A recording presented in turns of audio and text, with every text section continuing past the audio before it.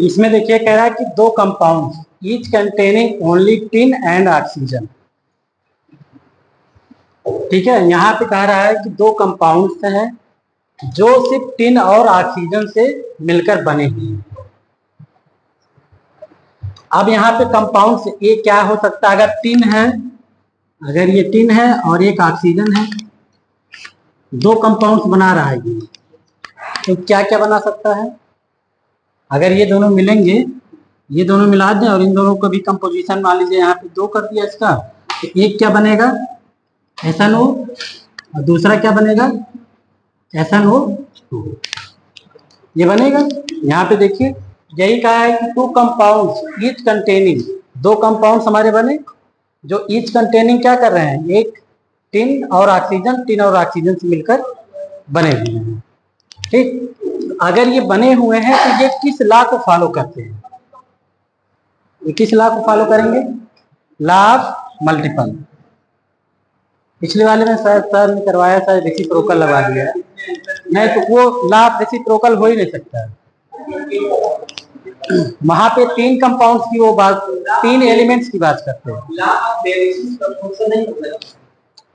Definite proportion में क्या होता है? जैसे हम वहां पे क्या करते हैं, एक ही, जैसे जो हमारा सी वाटर है, जैसे हम लिए ना, जैसे ये मान लीजिए H2O है, H2O है, H2O है, यहाँ पे हमने कह दिया है कि ये सी वाटर है, ये हमारा टैप वाटर है, और ये हमारा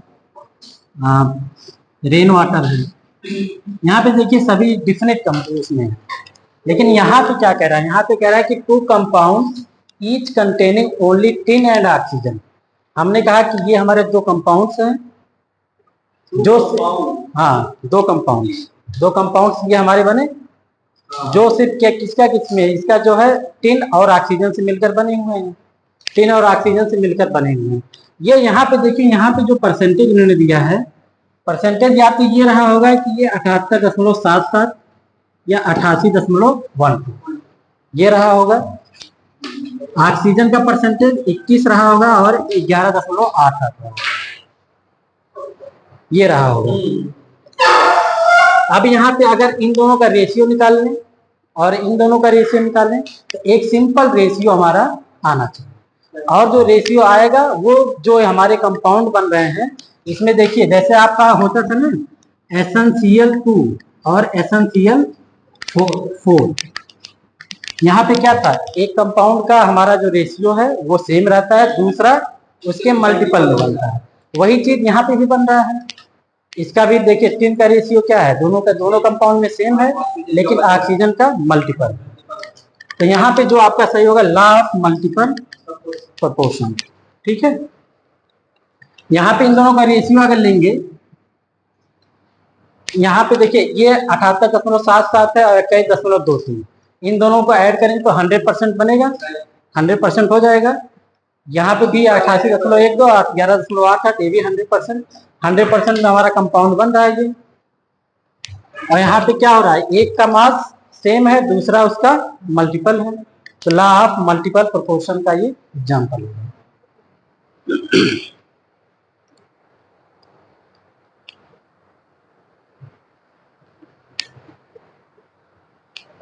अगला क्वेश्चन देखिए, इसमें जो आंसर दिए हैं law of reciprocal proportion, law of reciprocal नहीं होगा। अगला जो क्वेश्चन है वहां पे देखिए जो इन्होंने एक फिगर दिया है उसमें इन्होंने क्या किया है, सल्फर लिया है, ऑक्सीजन लिया और हाइड्रोजन लिया है। यहाँ जब भी लॉ ऑफ रेसिप्रोकल की बात होगी वहां पे हम 3 एलिमेंट की बात करेंगे, 3 एलिमेंट की बात करेंगे, और सेपरेटली वो क्या करेंगे, जो तीसरा एलिमेंट हम लेंगे उसका मास क्या रहेगा, कंजर्व रहेगा, और वो सेपरेटली एक दूसरे से रिएक्शन करेंगे। जैसे यहाँ पे देखिए H2S बना है और यहाँ पे H2O, यहाँ पे H2 दोनों का क्या है, मास कंजर्व है, और सल्फर और ऑक्सीजन एक दूसरे से कंबाइन हुए हैं। अब क्या ये देमसेल्फ एक दूसरे से भी जो है क्या करेंगे, उसी जो रेशियो में ये किए हैं उसके ये मल्टीपल में या उसी के रेशियो में, जैसे हम कहें, देखते हैं इसको आप देख लीजिए उसके बाद।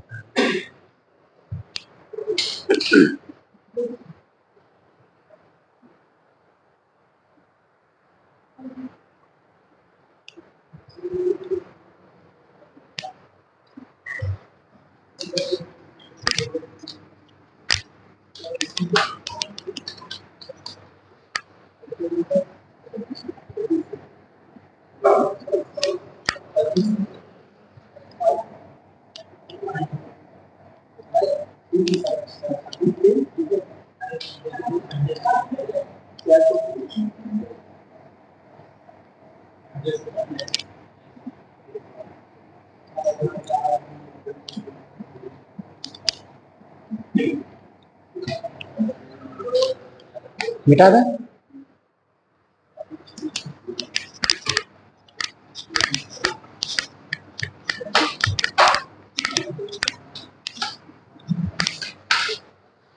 इन्होंने ये रिएक्शन दिया है, कह रहे हैं कि द फॉर्मेशन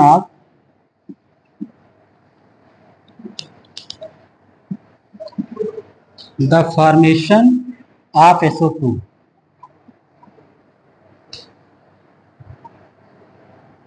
अकॉर्डिंग टू, किसके अकॉर्डिंग ये है, किसके अकॉर्डिंग है, यहाँ पे वही एग्जांपल है, लॉ ऑफ रेसिप्रोकल,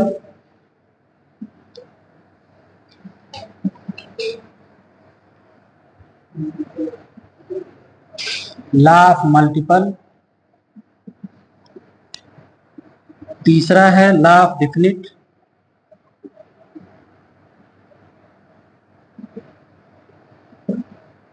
और चौथा उन्होंने दिया लॉ ऑफ कंजर्वेशन।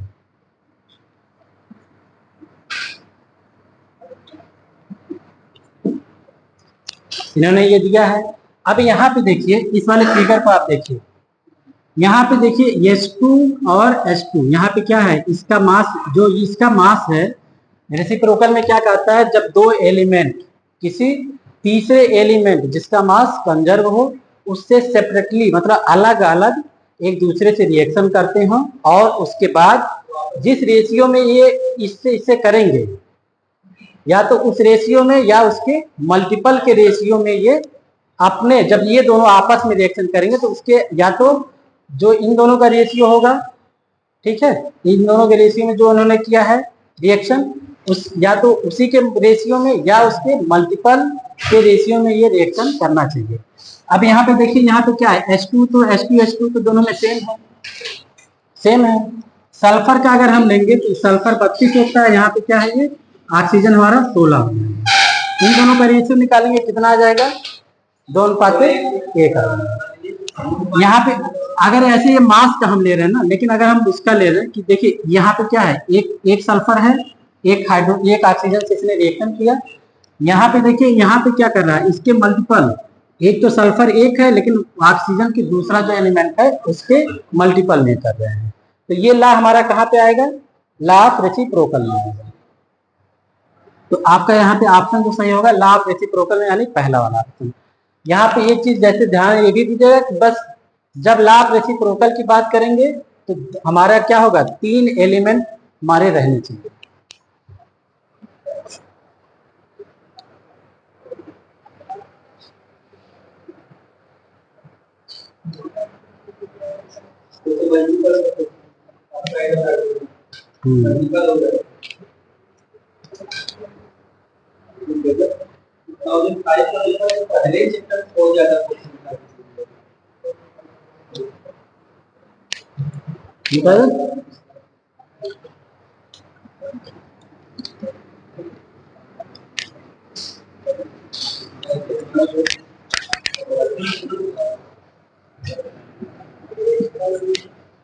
सौ नंबर क्वेश्चन देखिए कि द फॉर्मेशन ऑफ 5 ऑक्साइड,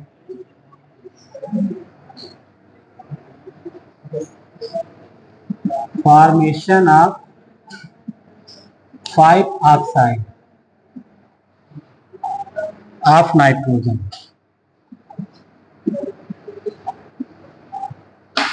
ये किसका एग्जाम्पल है, जैसे अगर हम देखें नाइट्रोजन के जो ऑक्साइड बनेंगे, क्या क्या बन सकते हैं, N2O बन सकता है, NO बन सकता है, N2O3 बन सकता है, NO2 बन सकता है, और N2O5 बन सकता है। N2O3, N2O5, N2O, NO2, ये 5 ऑक्साइड इसके बनेंगे। यहाँ पे अगर इनके हम मास का रेशियो, मास देखिए यहाँ पे कितना है, इसका मास कितना हो जाएगा 28 हो जाएगा, और इसका कितना होगा 16 है। यहाँ पे देखिए 14 है और ये 16 है। यहाँ पे ये हो जाएगा 28 और ये 48, यहाँ पे 14 32, यहाँ पे कितना है 28 और 80, इस रेशियो में ये है। अब यहाँ से हमको निकालना थोड़ा कंफ्यूजन हो जाएगा। इसमें हम क्या करेंगे, किसी एक का, चाहे ऑक्सीजन का चाहे नाइट्रोजन का, किसी एक का हम जो मास का रेशियो है, जितना मासेज है इसके, उसको हम क्या करेंगे, उसको एक किसी एक को कंजर्व करेंगे। अब यहाँ पे जैसे ये 28 है ना, तो इसको हम क्या करें, अगला हम क्या करें, इसको एक इक्वल कर दें, किसी एक को इक्वल करना है। 28 है, तो अगर ये 28 का हम क्या करेंगे, 28 कर दे रहे हैं इसको, तो 28 को अगर हम कंजर्व 28 पे करेंगे तो इसको क्या करना पड़ेगा, यहाँ पे क्या है, यहाँ पे 2 नाइट्रोजन है और 1 ऑक्सीजन से जुड़ा है, हम क्या करें, इसको कंजर्व कर रहे हैं, तो इसको क्या करेंगे, उसका दुगुना करेंगे, यही करेंगे ना। अच्छा सॉरी, नहीं इसको नहीं करेंगे, ये 28 से हम क्या करें, इसको कंजर्व कर रहे हैं। यहाँ पे देखिए 14 है, इसको दोगुना कर देंगे, ये 28 हो गया और ये 16 दूना 32 है। ये 28 है, 28 पे कंजर्व कर दिए हैं और ये भी हमारा 48 है। यहाँ पे देखिए 14 है, इसको भी हम क्या करेंगे और ये हो जाएगा 64। यहाँ पे 28 है और ये 80। अब देखिए हमने क्या किया, ये नाइट्रोजन का जो मास है उसको हमने क्या किया, कंजर्व कर दिया। अब यहाँ पे देखिए इसका क्या है, ये ऑक्सीजन का इसका मल्टीपल है, यहाँ पे यानी 2, ये 16, यहाँ पे हम लिख सकते हैं जैसे 16 है ना, 32 को हम क्या लिख सकते हैं 16 गुणे 2, इसको लिख सकते हैं 16 गुणे 3, इसको लिख सकते हैं 16 गुणे 4, इसको 16 गुणे 5, यानी कि किस क्या है, उसके ऑक्सीजन के ये मल्टीपल है। तो यहाँ पे जो आपका ऑप्शन सही हो जाएगा, लॉ ऑफ मल्टीपल प्रोपोर्शन।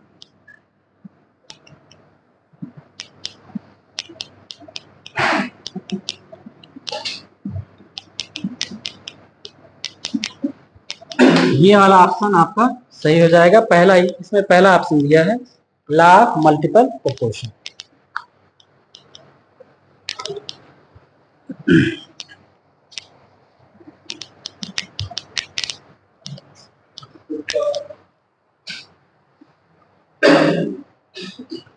इसमें जब ऐसे अगर दिया रहे, किसी एक के मास को कंजर्व कर लीजिए, दूसरा देखिए उसके मल्टीपल में बन रहा है, तो लॉ ऑफ मल्टीपल प्रोपोर्शन कहलाएगा।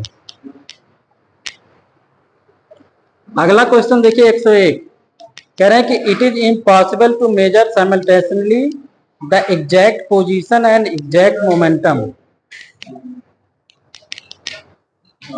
मिटा दें,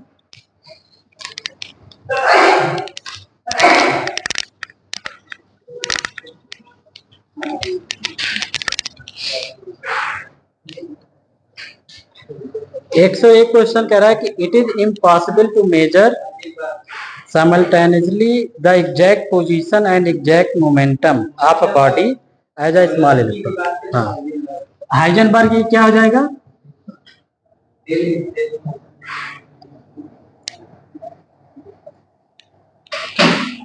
हाइजेनबर्ग अनसर्टेनिटी।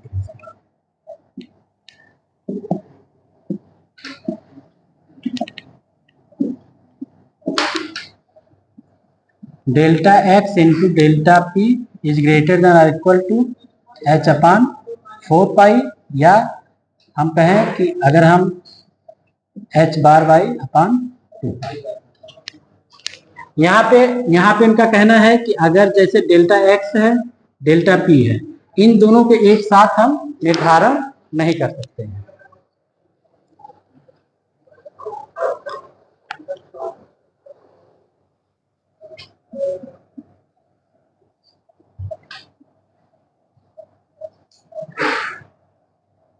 एक सौ दो में पूछ रहे हैं कि किस which of the following orbital है शेप ऑफ बेबी सूथर।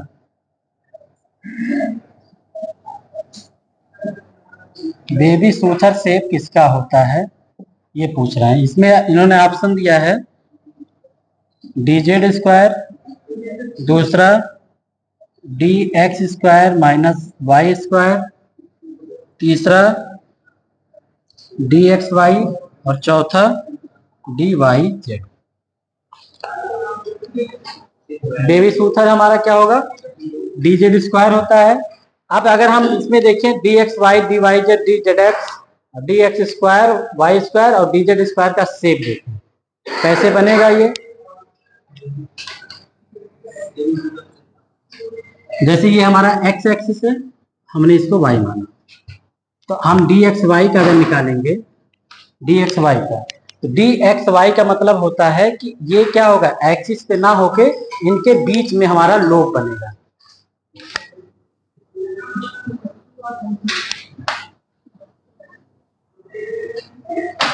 ये हमारा हो गया क्या, dxy का। ऐसे ही अगर हम ले लें, ये हमारा y है, ये हमारा z है, हम मान लिया ये y एक्सिस है, ये z एक्सिस है, यानी कि ये हमारा हो जाएगा dy z।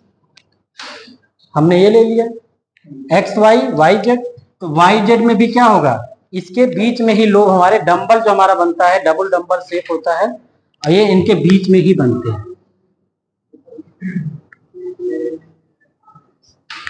ये हमारा हो गया डी वाई जेड। ऐसे ही हमारा हो जाएगा, हमारा बन जाएगा एक, ये एक्स है, ये जेड एक्सिस है, डी जेड एक्स या एक्स जेड कह रहे, डी एक्स जेड। इसका भी क्या होगा, इसी के बीच में लोग बनेगा। इन सब में क्या है, देखिए दो डंबल है, डबल डंबल शेप होता है।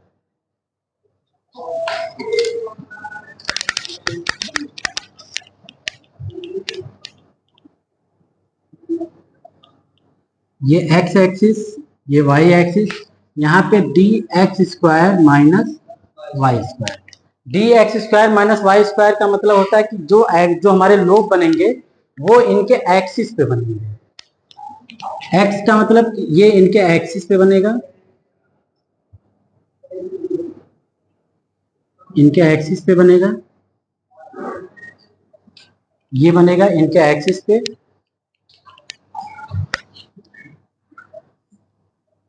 ये हमने कहा कि ये जेड एक्सिस है, ये हमने माना है एक्स एक्सिस। अब जो डी जेड स्क्वायर बनेगा हमारा, वो जेड के एक्सिस पे बनेगा, ये बनेगा। यही हमारा कहलाता है बेबी सूथर से डी जेड स्क्वायर। हाँ,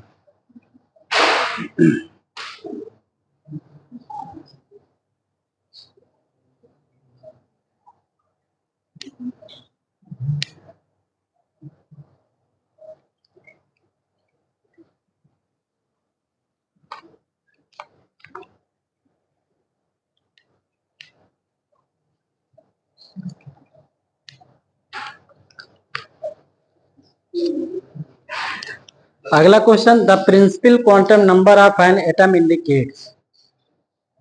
उन्होंने पूछा है कि प्रिंसिपल क्वांटम नंबर कौन शो करता है।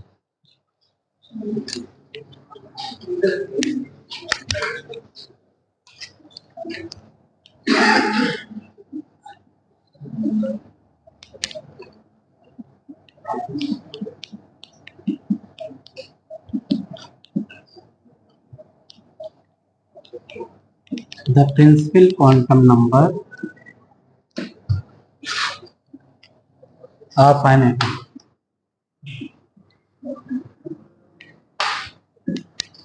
Indicate,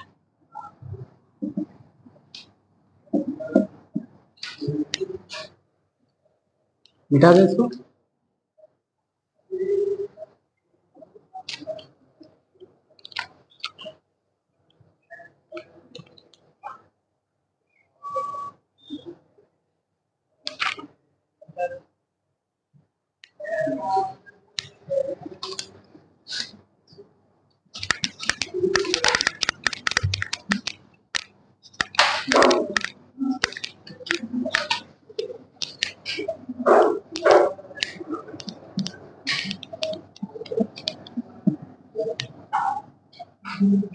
spin quantum number,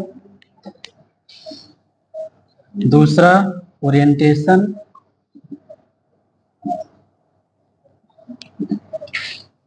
of the orbital,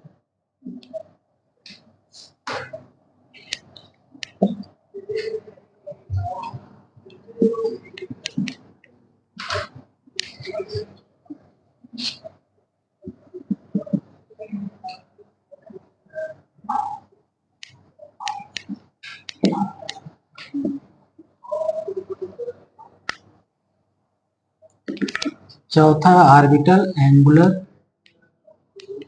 momentum.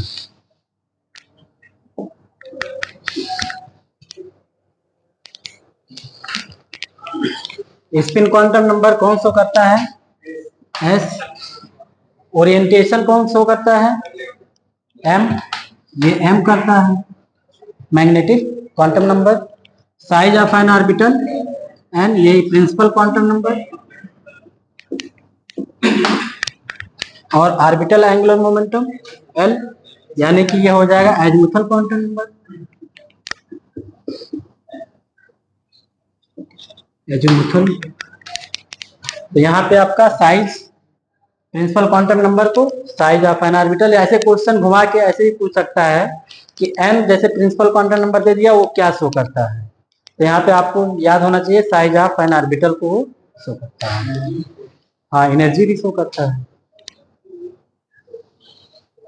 Energy क्या होता है उसके, जैसे आप जो एनर्जी की बात कर रहे हैं अभी 3D 4D 5D, जहाँ पे वो समान हो जाता है उसी के वो प्रोपोर्शनल होता है।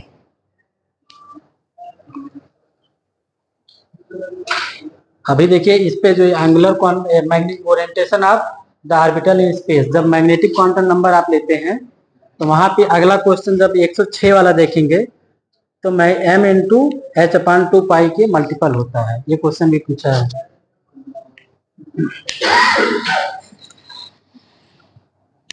डी ब्रॉगली क्वेश्चन पूछा है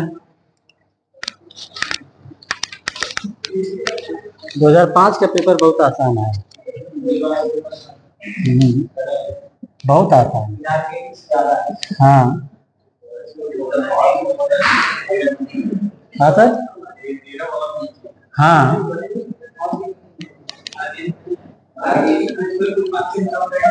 D Broglie question, lambda equal to h/m/v,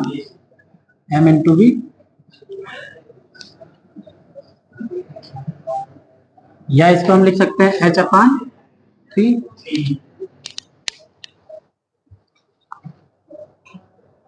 ये आपका ऑप्शन दूसरा सही है, इसमें दूसरा ऑप्शन सही है।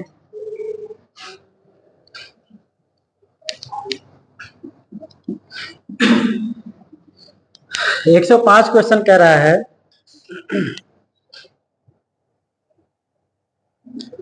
किसी परमाणु के 2 इलेक्ट्रॉनों की चारों क्वांटम संख्याएं समान नहीं होती हैं। ये किसने दिया था? Pauli exclusion principle. तो यहाँ पे जो आप इनका पहला ऑप्शन हो जाएगा, कह रहा है कि no 2 electron in an atom can have the same set of all the 4 quantum numbers. किसी एक परमाणु की चारों क्वांटम संख्याएं समान नहीं हो सकती हैं। ये किसने दिया था? पाउली ने दिया था। Pauli exclusion principle. तो इसमें कुछ बताने के लिए है नहीं, ये तो सब रटा होना चाहिए। 106 नंबर देखिए, 106 नंबर में कह रहा है कि angular momentum of an electron,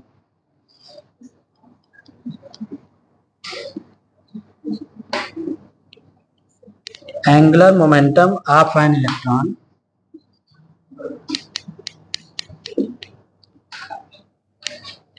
is an integral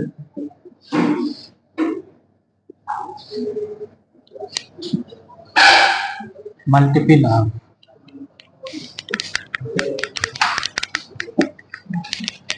देखिए ये आपको कहाँ पे मिलेगा?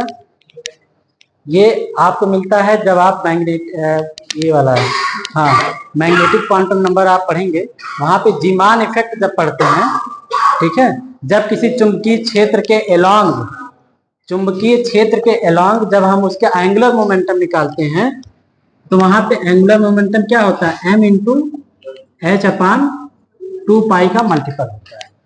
चुंबकीय क्षेत्र के एलॉन्ग जब एंगुलर मोमेंटम हम निकालते हैं तो m क्या है, मैग्नेटिक क्वांटम नंबर, h अपान 2 पाई, यानी कि h अपान 2 पाई के ये मल्टीपल होता है। जीमान इफेक्ट जब आप पढ़ेंगे वहां पे तो जीमान इफेक्ट में ये चीज, हाँ नहीं, आप केमिस्ट्री में जब केमिस्ट्री की बात कर रहे हैं, फिजिक्स की बात मत करिए। हाँ हाँ हाँ ठीक है। तो वहां पे आपका जब हम यही पढ़े हैं कि एंगुलर मोमेंटम निकालेंगे कब, जब चुंबकीय क्षेत्र के एम, अब वहां पे मैग्नेटिक मोमेंट में ही पढ़ते हैं, वो जब चुंबकीय क्षेत्र के एलॉन्ग हम एंगुलर मोमेंटम निकालते हैं, चुंबकीय क्षेत्र के एलॉन्ग एंगुलर मोमेंटम, तो m इंटू एच अपान 2 पाई, m वहां पे हम मैग्नेटिक मोमेंट में ही पढ़ते हैं तो वो मैग्नेटिक मोमेंट की m मैग्नेटिक क्वांटम नंबर होगा वहां पे। हाँ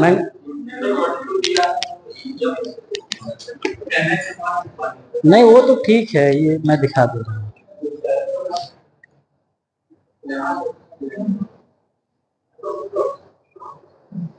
देखिए जब जीमान इफेक्ट में हम पढ़ते हैं, जीमान इफेक्ट के नीचे ही पढ़ते हैं, उसके बाद तीसरा बार मैग्नेटिक क्वांटम नंबर में यहाँ पे लिखा हुआ कि चुंबकीय क्षेत्र की उपस्थिति में परमाणु के द्वारा उत्सर्जित होने वाली विकिरण की प्रत्येक आवृत्ति अपने घटकों में विभक्त हो जाती है, अपने घटक में विभक्त हो जाती है। चुंबकीय क्षेत्र के सापेक्ष इलेक्ट्रॉन का कोणीय संवेग एंगुलर मोमेंटम का मान m इंटू एच अपान 2 पाई होता है, m इंटू एच अपान 2 पाई होता है। उसके बाद उन्होंने कहा है कि L के किसी मान के लिए m के मान -L से +L तक होता है। अब यहीं पे हम क्या करते हैं, जब हम उसमें उसके सबसेल की बात करते हैं, सबसेल में, तो वहां पे हम क्या करेंगे, वहां पे इलेक्ट्रॉनों को जब फिल करते हैं तब ये चीज वहां पे क्या होगा, h अपान 2 पाई के मल्टीपल, जैसे अगर ये h अपान 2 पाई का मल्टीपल है ना, तो ये क्या हो सकता है, h अपान 2 पाई हो सकता है, या 2h अपान 2 पाई हो सकता है, 3h अपान 2 पाई हो सकता है, या 4h अपान 2 पाई हो सकता है।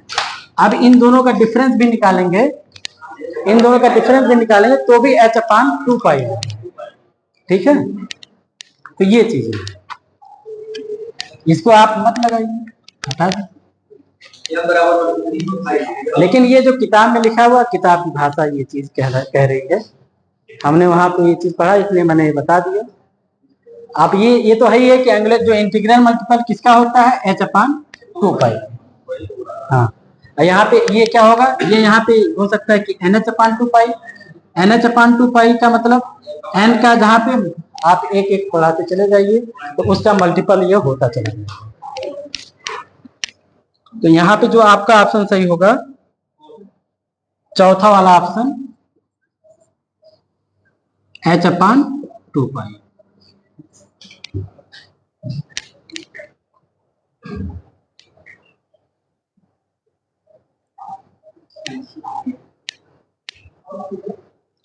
The triad of nuclei that is isotonic. Isotonic का मतलब हाँ न्यूट्रॉनों की संख्या जिसमें सेम है।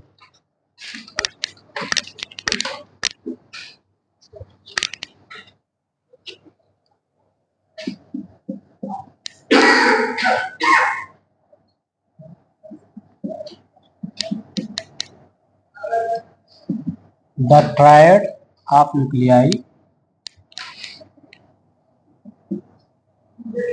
that is isotonic.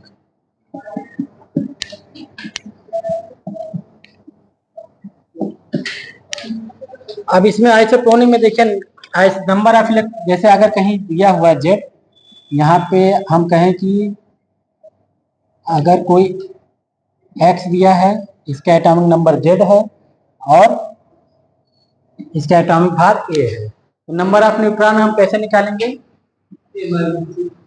Number of neutrons equal to क्या हो जाएगा, ए माइनस जेड, ये आप निकाल लीजिए। अब देखिए इसमें अगर हम चौथा वाला ऑप्शन देखें, चौथे वाले ऑप्शन में 6 कार्बन 14, 7 नाइट्रोजन 15 और 9 फ्लोरीन 17 ये दिया हुआ है।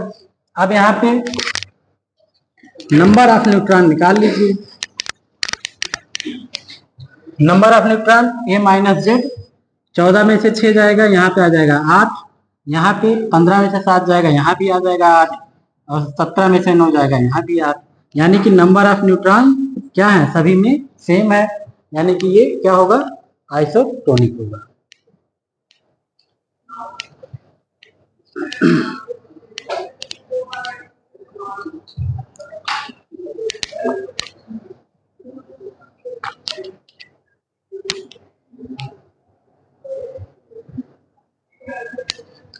अगला question 108,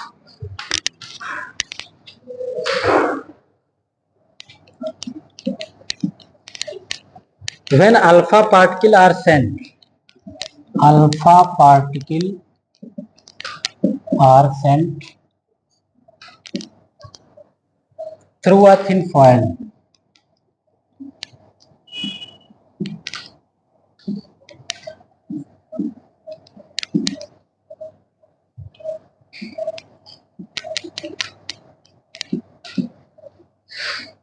most of them go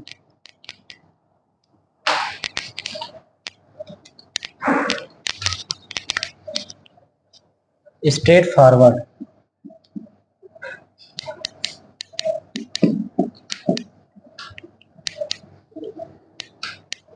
through the foil।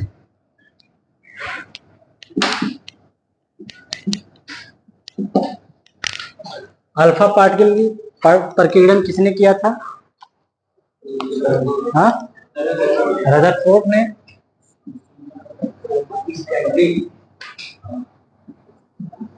Rutherford ने किया था। रदरफोर्ड ने क्या कहा, जैसे ये हमारा न्यूक्लियस है, ये हमारा न्यूक्लियस है, ये हमारा न्यूक्लियस है, यहाँ पे प्रोटॉन और न्यूट्रॉन होते हैं। जब हम किसी, मान लीजिए ये कोई उन्होंने क्या रखा था, मेटल का फॉसिल रखा, यहाँ से हम क्या किए, अल्फा पार्टिकल का प्रकीर्णन कर रहे हैं, अल्फा पार्टिकल का हम प्रकीर्णन करा रहे हैं। तो ये क्या होता है, जो जैसे ये हमारा क्या है, जो न्यूक्लियस के, जैसे ये हमारा न्यूक्लियस है, न्यूक्लियस के यहाँ से जो दूर से गुजरा वो सीधा निकल गया, जैसे ये गया ना, ये एकदम सीधा स्ट्रेट फॉरवर्ड सीधा निकल गया। और जो इसके पास से, न्यूक्लियस के पास से जो निकला वो थोड़ा सा विक्षेपित हो गया, ये थोड़ा सा, ठीक है, ये विक्षेपित हो गया। और जो इसके पास से, सामने से जो आया वो सीधे एक स्ट्रेट फॉरवर्ड सीधे जो है वो लौटा, ठीक है, वो क्या हुआ, वो स्ट्रेट फॉरवर्ड,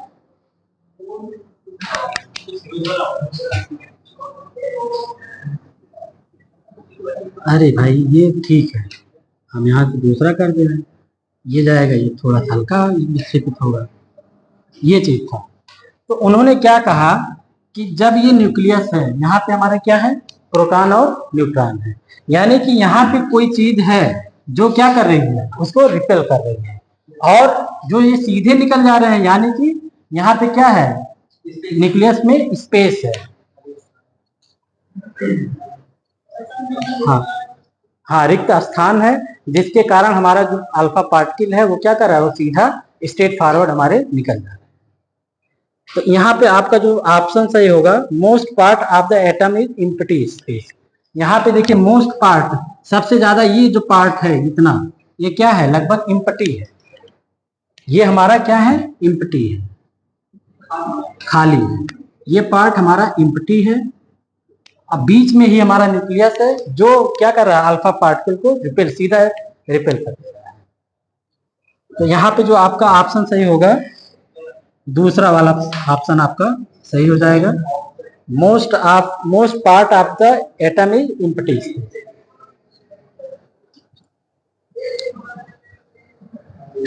मिटा दें। अगला क्वेश्चन कह रहे हैं कि हाइब्रिडाइजेशन ऑफ CO। 109 में ये कह रहे हैं कि CO का हाइब्रिडाइजेशन निकालिए। यहाँ पे देखिए ऑक्सीजन है, इसके पास 2 लोन पेयर ऑफ इलेक्ट्रॉन, इसके पास 1 लोन पेयर ऑफ इलेक्ट्रॉन। यहाँ पे एक सिग्मा, एक पाई और एक कार्बन की बात कर रहे हो। कार्बन पे कौन सा हाइब्रिडाइजेशन होगा? तो एक सिग्मा बॉन्ड और एक लोन पेयर, ठीक, 2 हो गया। यानी कि यहाँ पे क्या आ जाएगा? sp आ गया।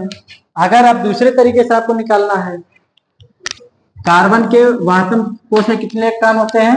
4, ऑक्सीजन के 6, टोटल कितने हो गए? 10। टोटल हो गए 10। अब 10 को हम क्या करेंगे? 10 को हम 8 से डिवाइड करेंगे। जब डिवाइड करेंगे तो हमारा कोसेंट क्या आएगा? 1 आएगा।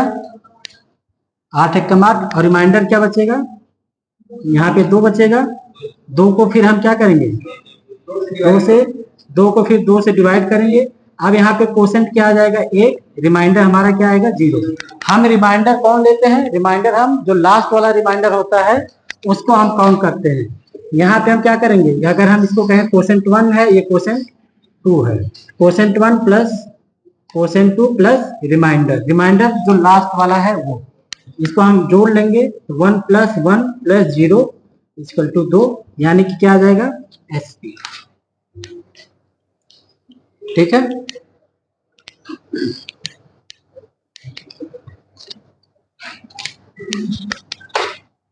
तो आपका ऑप्शन इसमें सही हो जाएगा पहला ऑप्शन। इसमें जो पहला ऑप्शन है वो आपका sp हाइब्रिडाइजेशन होगा CO में।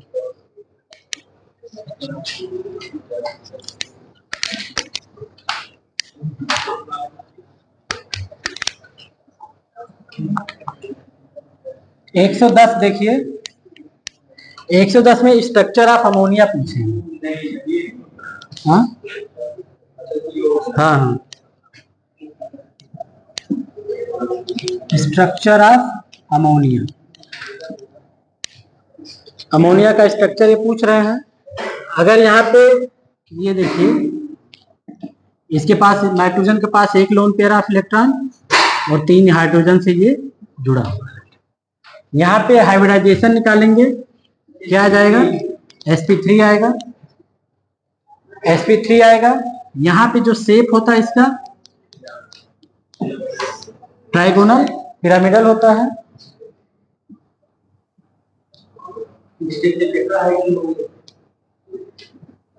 और इसका जो ज्योमेट्री होगी, ज्योमेट्री क्या होगी? टेट्राहेड्रल।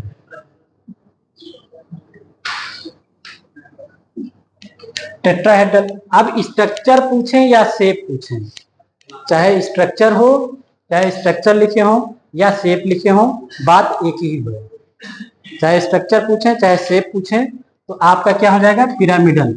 देखिए जो हम शेप निकालते हैं वो किसका निकालते हैं? शेप हम मॉलिक्यूल का निकालते हैं। शेप हम किसका निकालते हैं?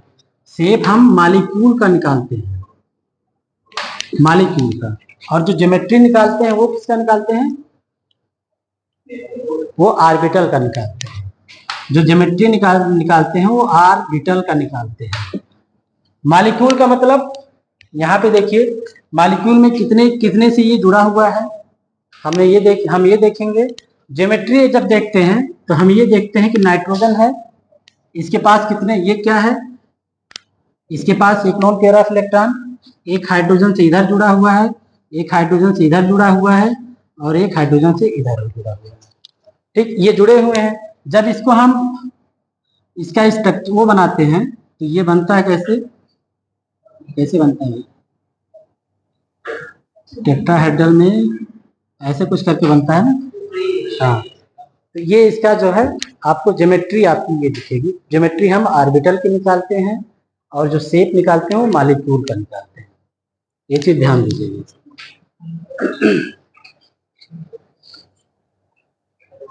तो यहाँ पे जो आपका ऑप्शन सही होगा पहला वाला ही पिरामिडल दिया हुआ है, पिरामिडल, यही आपका सही होगा। जब ज्योमेट्री पूछते तब आप टेट्राहेड्रल लगाते।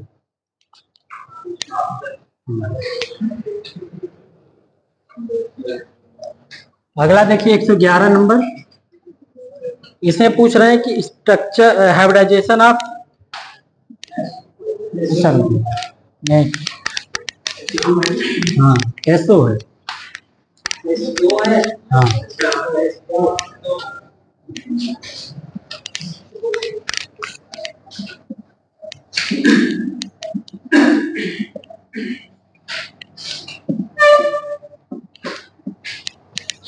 हाइब्रिडाइजेशन ही एसओ है। एसओ का हाइब्रिडाइजेशन आप निकालिए। यहाँ पे क्या होगा, कैसे निकालेंगे, सल्फर के वातम कोश में कितने इलेक्ट्रॉन, 6 इलेक्ट्रॉन, ऑक्सीजन के भी 6 इलेक्ट्रॉन, टोटल कितने हो गए 12। 8 से ज्यादा है यानी कि हम क्या करेंगे 8 से इसको डिवाइड करेंगे। यहाँ पे क्या होगा, कोसेंट क्या आएगा, यहाँ पे जो कोसेंट 1 आएगा कितना आएगा 1 आएगा। रिमाइंडर क्या बचेगा, रिमाइंडर क्या बचेगा 4। अब रिमाइंडर में हम क्या करेंगे फिर 2 से डिवाइड करेंगे। यहाँ पे हम कोसेंट देखेंगे, कोसेंट 2 ये कितना आएगा 2 हो जाएगा और रिमाइंडर हमारा क्या बचेगा 0। अब हम क्या करते हैं कोसेंट 1 कोसेंट 2 और जो लास्ट वाला रिमाइंडर होता है उसको हम जोड़ते हैं, बीच वाले रिमाइंडर को हम नहीं ऐड करते हैं। तो ये हो जाएगा टोटल हाइब्रिड ऑर्बिटल क्या हो जाएगा, quotient 1 plus quotient 2 plus remainder, remainder कौन लास्ट वाला, यहाँ पे 1 प्लस 2 प्लस 0, यह आ जाएगा 3 आ गया, यानी क्या होगा sp2, sp2 हाइब्रिडाइजेशन। इसमें जो ऑप्शन सही होगा दूसरा वाला दिए हैं ये sp2, ये वाला ऑप्शन सही होगा।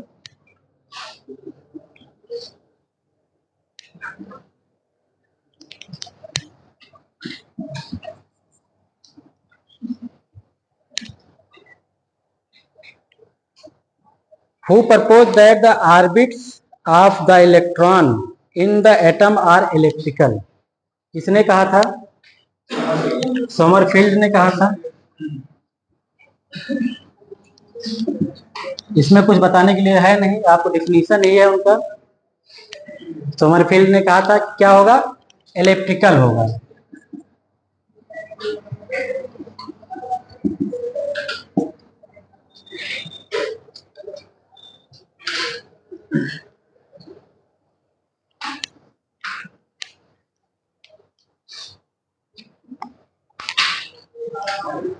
एक 113 देखा जाए,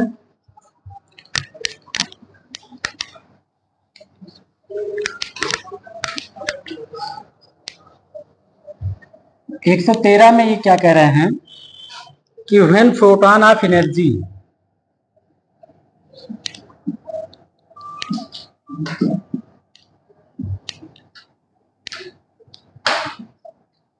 h nu fall on photosensitive, fall on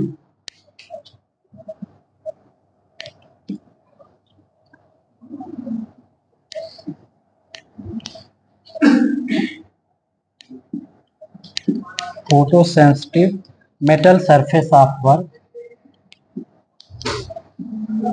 metal surface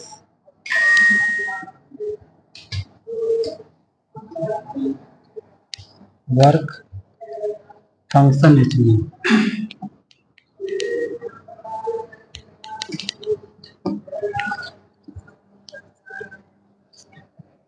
then इसमें देखिए क्या कह रहे हैं, अगर कोई एक सरफेस मान लीजिए कि ये हमारा क्या है एक सरफेस है जहां पे हमारा क्या है एक इलेक्ट्रॉन यहाँ पे है, ये हमारा इलेक्ट्रॉन यहाँ पे है। अब हम क्या कर रहे हैं यहाँ से हम इसको h nu हम क्या कर रहे हैं एनर्जी दे रहे हैं। अब जब एनर्जी देंगे तो क्या होगा यहाँ पे वर्क फंक्शन हमारा क्या होगा h nu नॉट, ये क्या करेगा इसको इलेक्ट्रॉन को बाहर निकाल देगा, इलेक्ट्रॉन को बाहर निकाल देगा। अब ये पूछ रहे हैं कि यहाँ पे क्या होगा, यहाँ पे इसकी काइनेटिक एनर्जी क्या होगी। यहाँ पे अगर हम इसकी काइनेटिक एनर्जी निकालें तो काइनेटिक एनर्जी क्या होगा, H new minus H new not, H new minus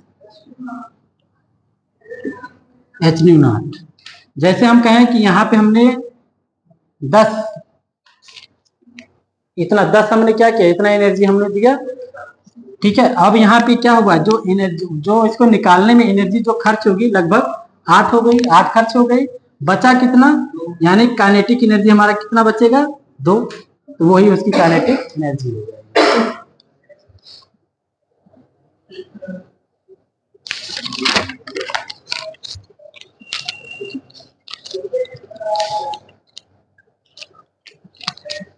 एक 114 फिजिक्स का है गेट, ये भी फिजिक्स है।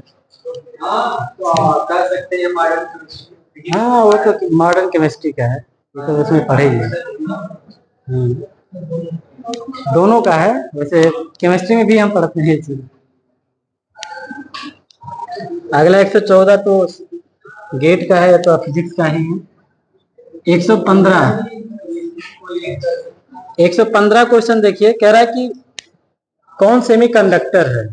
सेमीकंडक्टर में यहाँ पे देखिए, सेमीकंडक्टर में क्या कहें, सिलिकॉन दिए हैं, टंगस्टन, पोर्सिलेन और कांस्टेंट, ये क्या दिए हैं, सिलिकॉन है आपका यहाँ पे सही है। हाँ सिलिकॉन और एंड जर्मेनियम,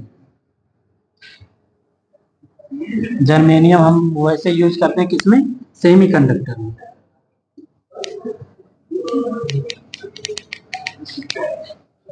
तो यहाँ पे आपका ऑप्शन दूसरा सही हो जाएगा। 115 में दूसरा वाला ऑप्शन सिलिकॉन हमारा क्या होगा, सेमीकंडक्टर होगा। ऐसे क्वेश्चन आ जाते तो 110 के आसपास जाएगा सब।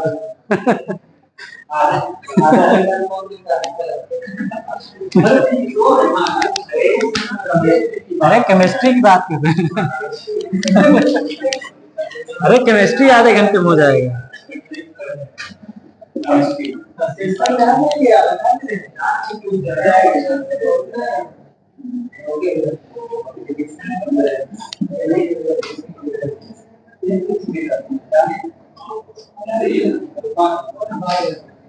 According to Bohr theory, the radius of electron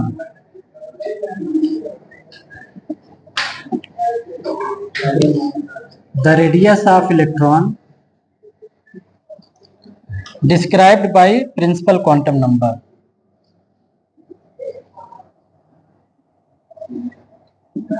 Described by principal quantum number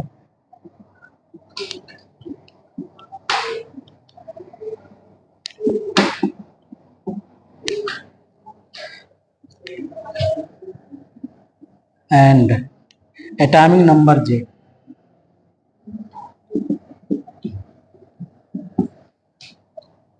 is proportional to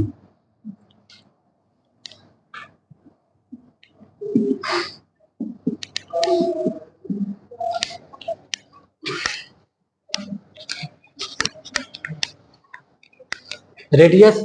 radius बराबर क्या होता है, आर बराबर N square H square upon 4 pi M Z E square, 4 pi M Z E square ये होता है। अब यहाँ पे इन्होंने क्या कहा है, यहाँ पे देखिए, यहाँ पे ये एच हमारा क्या है, प्लैंक कांस्टेंट, 4 पाई एम ये इलेक्ट्रॉन मास ऑफ इलेक्ट्रॉन, ये भी आपका कांस्टेंट है, 4 पाई कांस्टेंट है, और ई हमारा इलेक्ट्रॉन का ये भी कांस्टेंट है। अब यहाँ पे बचा क्या, हम कह सकते हैं R proportional to N square upon Z, ये इसके प्रोपोर्शनल होगा। ये हमारा एन है, यही आपका आंसर सही हो जाएगा।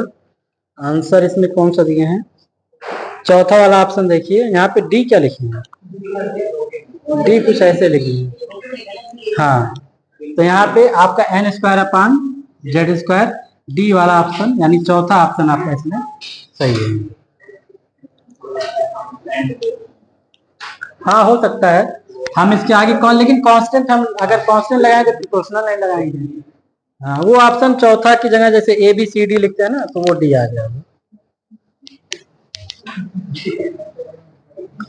मिटा देना।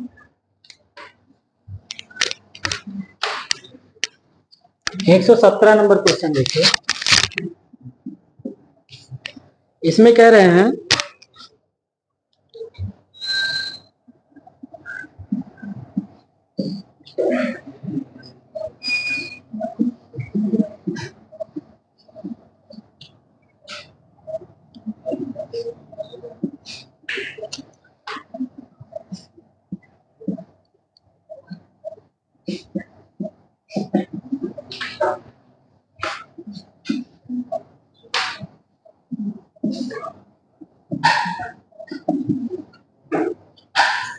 यहाँ पे ये क्या कह रहे हैं, यहाँ पे कह रहे हैं कि कौन कौन से हमारे पार्टिकल्स निकल रहे हैं कि हमारा क्या बन रहा है। देखिए, जब भी हम Z+1 जब यहाँ पे आएगा, जब हमारा एक बीटा पार्टिकल जब हमारा इमिट करेगा, तो हम क्या करते हैं, एटॉमिक नंबर में एक जोड़ देते हैं और एटॉमिक बार में वही सेम रहता है। फिर जब अल्फा पार्टिकल निकलता है, एक इमिट करता है, तो जो हमारा एटॉमिक नंबर है उसमें 2 की कमी और एटॉमिक वेट में हमारा 4 की कमी। यानी यहाँ पे क्या होगा, यहाँ पे देखिए Z+1 है, यहाँ से जब 2 घटाएंगे तो Z-1 आ जाएगा। अब यहाँ पे कह रहे हैं कि ये सेम हो रहा है। सेम का मतलब यानी कि यहाँ पे कोई एक ऐसा पार्टिकल निकला होगा जो गामा होगा, जहाँ पे कोई चेंजिंग नहीं आता है। तो यहाँ पे क्या क्या निकला, बीटा निकला, अल्फा निकला और गामा निकला। ये आपका ऑप्शन नंबर दूसरा सही है, दूसरा ऑप्शन सही है। देखिएगा इसमें ऑप्शन चौथा कहे हैं, चौथा गलत है, बीटा गामा अल्फा नहीं, बीटा अल्फा और गामा निकलेगा। बस टाइम ही रह गया, चलिए तो बच गया आज। हाँ हाँ